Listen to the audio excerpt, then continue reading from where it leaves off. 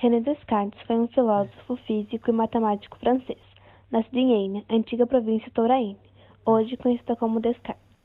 Descartes lançou as bases do racionalismo, com o discurso sobre o método, uma obra de 1637. René estudou direito na Universidade de Poitiers, mas nunca exerceu a profissão. Ele afirmou que a filosofia escolástica não conduz nenhuma verdade indiscutível, que a matemática era a única forma de alcançar a verdade. Descartes rompeu com a filosofia de Aristóteles, que era adotada nas academias em 1619. Ele propôs uma ciência unitária e universal, lançando assim as bases do método científico moderno. Descartes realizou trabalhos na área da filosofia, ciências e matemática. Ele relacionou a álgebra com a geometria, criando a geometria analítica e o sistema de coordenadas, conhecido hoje como plano cartesiano. Descartes criou o Tratado do Mundo. Na obra, ele elabora a tese do heliocentrismo, porém, após a condenação de Galileu, ele desiste de publicá-la. René Descartes acreditava na existência de uma verdade absoluta e, para atingi-la, desenvolveu o método da dúvida, que apresenta 4 regras para chegar ao conhecimento. A primeira regra é que nada é verdadeiro até ser reconhecido como tal. A segunda seria que os problemas precisam ser analisados e resolvidos sistematicamente. Terceira é que as considerações devem partir do mais simples para o mais complexo. E a quarta é que o processo deve ser revisto do começo ao fim, para que nada importante seja omitido. Francis Bacon foi um filósofo, político inglês e um dos principais fundadores do método indutivo de investigação científica, na qual sua base de pesquisa era o empirismo. Nascido na cidade de Londres, na Inglaterra, onde estudou direito na Universidade de Cambridge.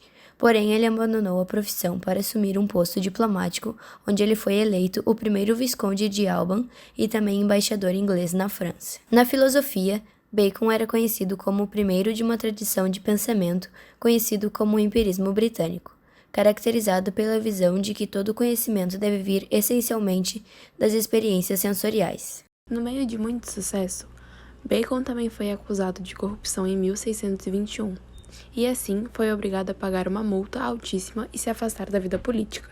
Após esse episódio da vida de Bacon, ele foi perdoado pelo rei e apenas se recolheu às suas terras, passando a dedicar-se inteiramente aos estudos. Para Bacon, a capacidade da ciência de elevar a existência humana havia sido anteriormente ignorada, em favor do foco sobre a glória acadêmica e pessoal do cientista.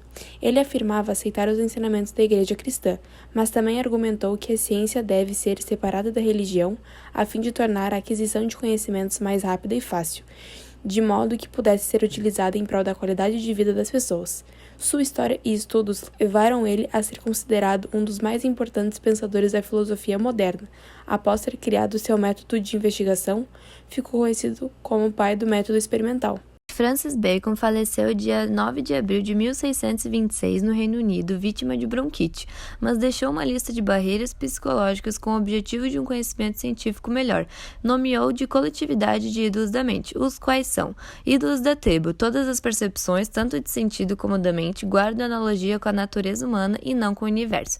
Ídolos da caverna. Se a natureza humana não é a garantia de que a partir dela o intelecto humano pode conhecer as coisas como são, o que dificulta isso é a diversidade de características individuais, as quais perturbam o espírito humano. Os ídolos do foro são aqueles que decorrem da linguagem que os humanos estabelecem com os outros, atribuindo nomes a coisas inexistentes ou nomes confusos a coisas que existem. Os ídolos do teatro são aqueles derivados de teorias ou reflexões filosóficas, que apresentam ideias que não podem ser válidas.